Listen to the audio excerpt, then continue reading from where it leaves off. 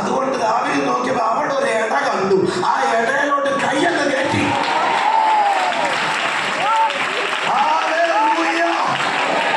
ആ കൈ കയറ്റിയിട്ട് ആ കൈ ആ സിംഹത്തിന്റെ രണ്ട് ചെറക്കകത്തോട്ട് പിടിച്ചെറിഞ്ഞ് ഒരൊറ്റ പിടി.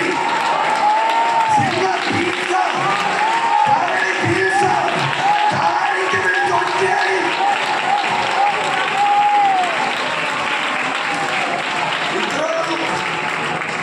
ഇത്രേ ഉള്ളൂ.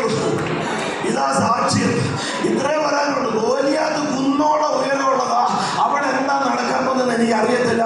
ഒന്ന് എനിക്കറിയാം, എന്റെ അകത്ത് നിലനിൽക്കുന്ന ഒരു അഭിഷേകം